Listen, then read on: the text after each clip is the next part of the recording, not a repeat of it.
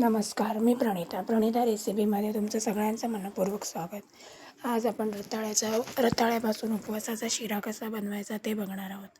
त्यासाठी इथे मी अर्धा किलो रताळू घेतलेले आहे, ते स्वच्छ धुवून आणि त्याचे मीडियम साईजचे काप करून घेतलेले आहेत। त्यानंतर इथे गॅसवर आपण कुकर ठेवायचा आहे, त्याच्यामध्ये इथे रताळूचा काप टाकायचा आहे आणि अर्धा चम्मच मीठ टाकून छान आपल्याला हे 2 शिट्टीमध्ये वाफवून घ्यायचे आहेत।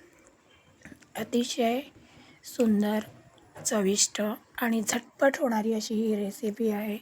तुम्ही नक्की एकदा ट्राय करा। इथे आपले रताळू बॉईल झालेले आहेत, बॉईल म्हणजे ॲक्च्युली ओव्हरकुक करायचे आहेत, ओव्हरकुक झालेले आहेत। ते थंड झाले की त्याची आपण साल काढून घेऊया। इथे मी त्याची साल काढून घेतली आहे आणि त्याला स्मॅशरची वगैरे कशाची गरज नाही, तुम्ही स्पूननेच त्याला स्मॅश करू शकता, आरामात ते स्मॅश होतात। छान स्मॅश झाले की मग त्याला आपण तुपाची फोडणी देऊया। इथे मी कढई ठेवलं आहे, त्याच्यामध्ये 2 मोठे चम्मच तूप घातलेलं आहे। तूप छान गरम झालं की त्यामध्ये आपण जो स्मॅश केलेला उकडवलेला रताळू आहे तो घालूया। अतिशय सुंदर लागते, झटपट होते आणि उपवासाला पोट भरलेल्यासारखं पण होते। तुम्ही नक्की एकदा ट्राय करा, तुम्हाला आवडेल। इथे तूप आपलं कडकडीत गरम झालेलं आहे। त्यानंतर आपण इथे आपले रताळू घालूया बॉईल केलेले।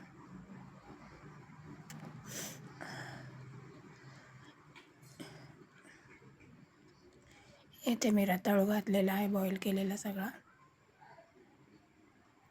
आणि छान आपल्याला 2 मिनटं तुपामध्ये परतून घ्यायचा आहे।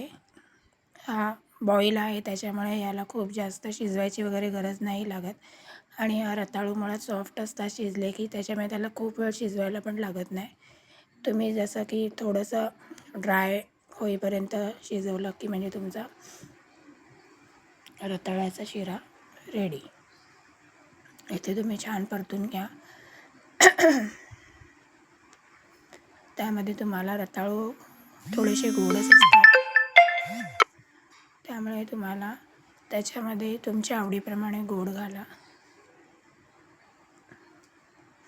मी इथे अर्धी वाटी साखर घातलेली आहे वाटीने, कारण रताळू मुळात थोडे गोडच असतात। तुम्हाला जास्त गोड आवडत असेल तर तुम्ही तुमच्या आवडीप्रमाणे घालू शकता।